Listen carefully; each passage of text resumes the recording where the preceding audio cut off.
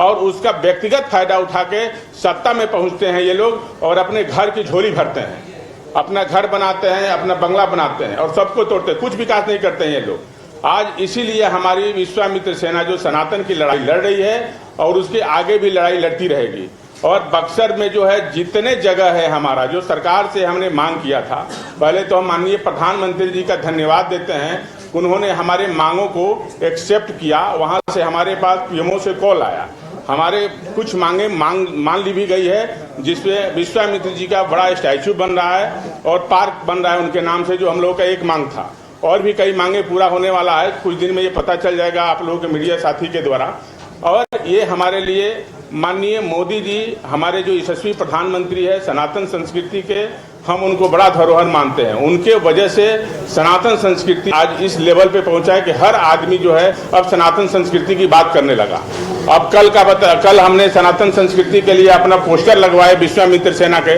कुछ सनातन विरोधी लोग कल पोस्टर को भी हमारा जो है वो लोग उखाड़ फेंक दिए।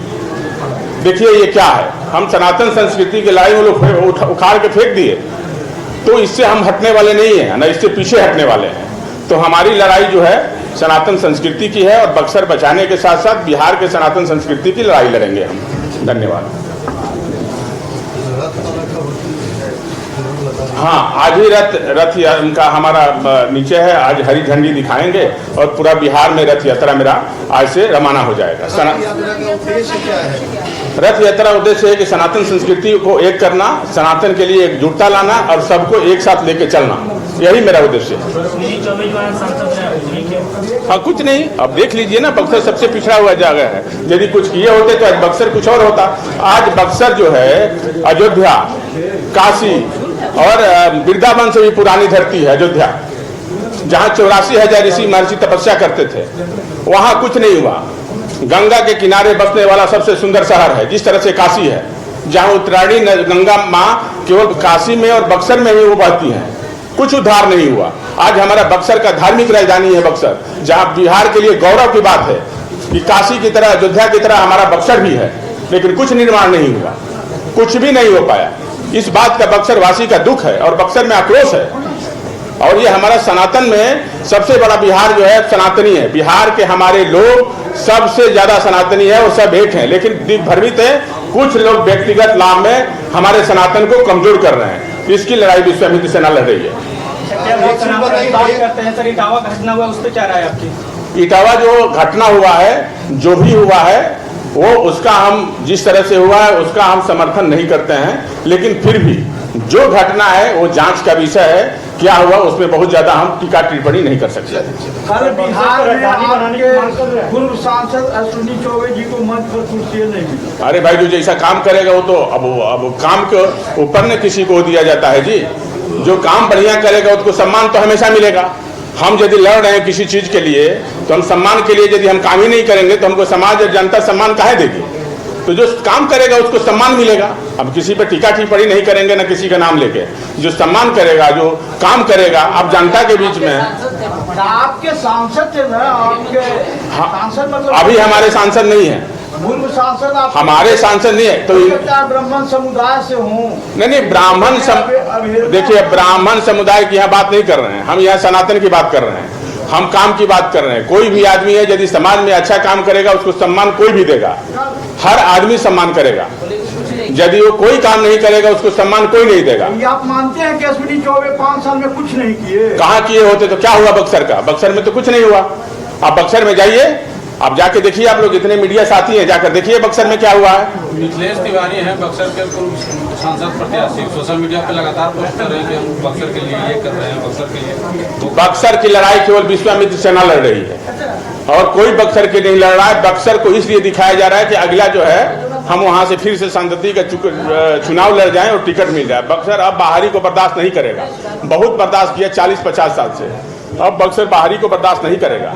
चौबे को भी चुनाव लड़ने की, अभी चुनाव में लड़ने की कोई हमारी इच्छा नहीं है। आप लोगों के माध्यम से मैं कई बार बोल चुका हूँ, इतना जरूर सक्षम हूँ, यदि चुनाव लड़ना होगा तो हमको कोई रोक नहीं सकता है। चुनाव कभी भी लड़ सकते हैं, इतने सक्षम हैं और हम चारों विधानसभा में चुनाव लड़ाने की क्षमता रखते हैं।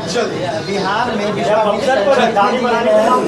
बिहार में नहीं, पूरा बिहार में है। विश्वामित्र जिला तो बक्सर में है ही, पूरा बिहार में काम कर रही है विश्वामित्र सेना।